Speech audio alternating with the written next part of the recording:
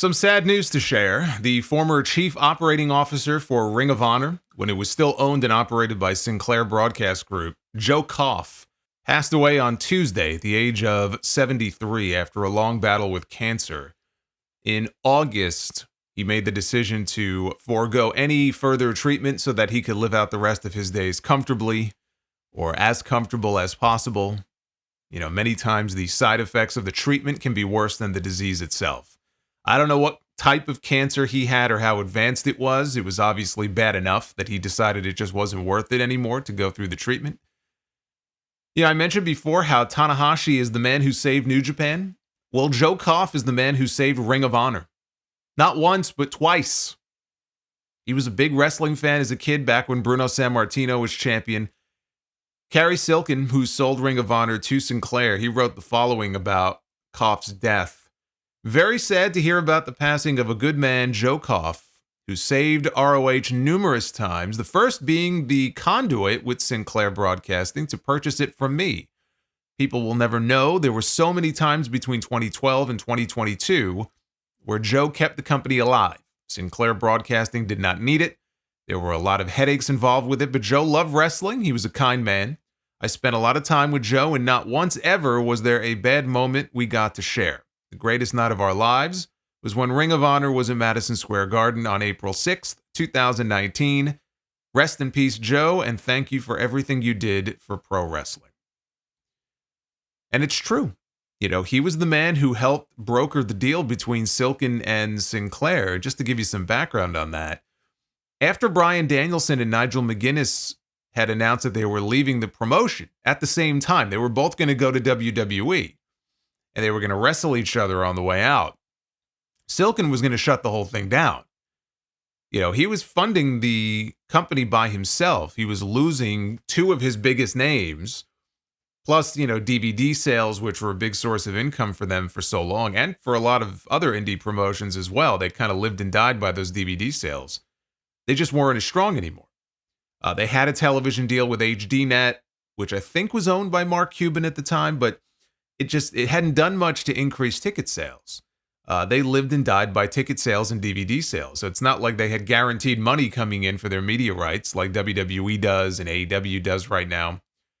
So Cary was going to shut the whole thing down. And I remember it, a number of years ago, I don't remember how long ago, but Mike Johnson on PW Insider had a column where he talked about someone calling him and telling him that you have to come to the Manhattan Center. This was the show where Danielson and McGuinness were going to wrestle each other in their final ROH match. And they were doing a show upstairs in the Grand Ballroom at the Manhattan Center. So Johnson hears this and he's like, why?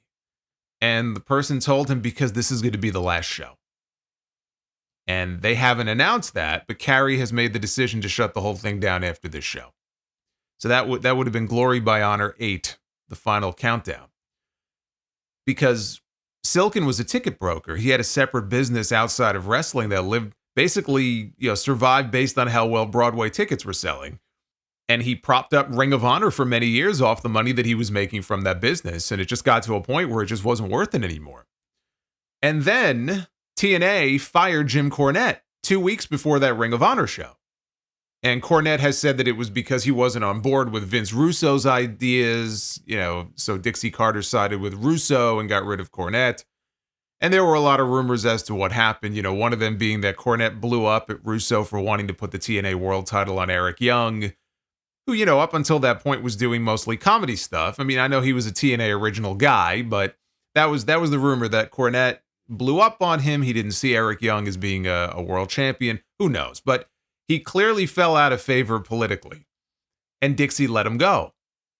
And this turned out to be very important for Ring of Honor because it led to a conversation between Cary Silkin and Jim Cornette, where Cornette made a deal with him to help find them a sponsor or an investor or a TV partner, something that would help keep the company afloat if Cary just agreed, don't close down yet.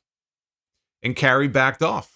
So the people in the building that night in 2009 at that show, they had no idea how close they came to being a part of the final Ring of Honor show.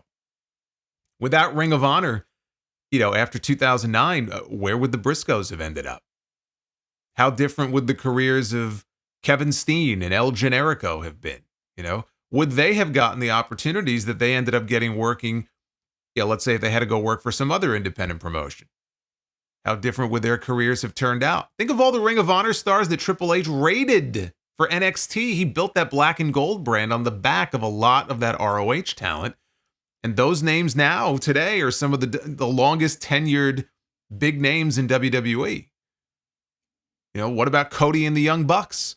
That first All In show in 2018, that doesn't happen without backing from Ring of Honor. And that show is what eventually gave birth to AEW. It was a proof of concept that you could put 10,000 people into an arena for a major show without TV and without being WWE. So Cornette was friends with Gary Juster. Juster used to work for WCW. And Juster had a contact. He had a connection to Sinclair. And that's what got the ball rolling. So in a funny roundabout way, when you really think about it, you could draw a direct line from Jim Cornette and even Dixie Carter to the birth of AEW, which is funny as all hell. I love stuff like that. It's like Vince McMahon not hiring Jeff Jarrett after WCW went out of business. That's what ultimately led to Jarrett and his father starting TNA, which is still alive today. Or Vince McMahon giving Spike TV the okay to air The Ultimate Fighter after Raw on Monday nights, because he could have refused it. He had the right to refuse it. They went to him and he said, yeah, that's fine with me. And The Ultimate Fighter is what saved UFC. Now WWE and UFC are both divisions under the same company. But anyway, so they were just hoping to partner with Sinclair. That's really all they were hoping. They maybe get a TV deal out of it. Sinclair had other ideas. Sinclair decided they wanted to just buy the company outright. And that was because of Joe Koff, who worked for Sinclair, and he knew the value that wrestling could bring. They had something like 300 TV stations that they owned all over the country in various markets. Wrestling was cheap and easy programming to just throw up on those stations, so it was Koff who helped broker that deal. And, I mentioned the first All In. Cody Rhodes and the Young Bucks, they were under contract to ROH at that time.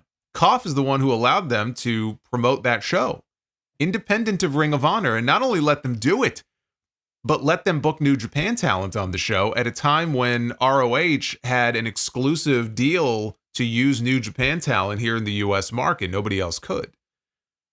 And I think Ring of Honor helped on the production side as well, which is why they had ownership of the show until Tony Khan bought the promotion, and now Tony owns the footage of the first All In. Then, you look at when Ring of Honor and New Japan, they sold out Madison Square Garden back in 2019. Cary Silkin said it in his quote. The greatest night of his life, greatest night of their lives, at least professionally, was when they sold out MSG. I wish I wasn't all the way up in the nosebleeds for that show, but I'm glad I was able to be there at all, just to be a part of it, because that was just such a special thing. That's when WWE got MSG to briefly pull out of their scheduled date. They were so shook that somebody else was going to be running Madison Square Garden. Hey, that's our turf.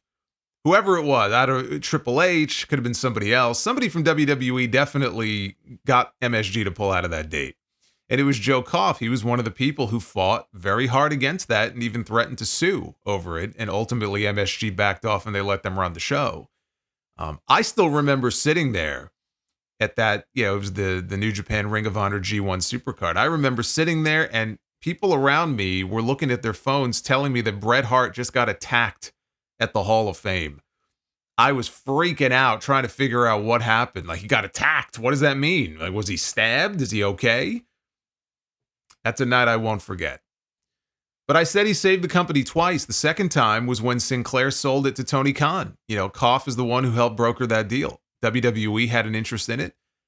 Let's be honest. They didn't have an interest in running Ring of Honor. They had an interest in the tape library. They weren't going to keep it alive as a brand. They were going to pick the bones just like they did with WCW, and they were going to shut it down and put it on a shelf.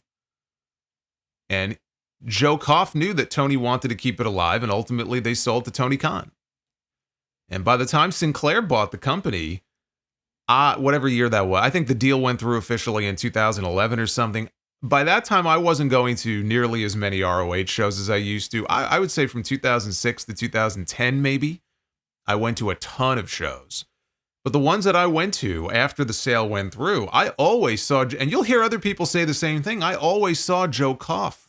Like, I knew what he looked like. You would think, oh, he's just a random executive. I don't even know what the guy looks like. I knew what he looked like because he was at every fucking show. He was standing around in the crowd watching the show like a fan. And he was interacting with the fans. He was very approachable. I maybe exchanged all of a few words with him, but he clearly was not just some empty suit who didn't give a shit about wrestling and just wanted to make a quick sale for the company that he worked for. He was a fan. And all the times that people, myself included, would talk about how, Sinclair is not spending enough money to improve the production of the show, or they're not spending enough in other ways, there were stories of Joe Koff fighting for them to get more money and trying to go to bat for a bigger budget, but ultimately it just didn't happen. And that's one of the many things that worked against Ring of Honor in those waning years under Sinclair. It just did not look or feel big league enough to be treated like a big league promotion.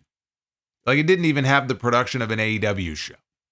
But all of the tributes that have poured in for the man this week, you could tell the talent and the people that worked with him thought the world of the guy. And he will definitely go down as one of the more important figures in the history of Ring of Honor.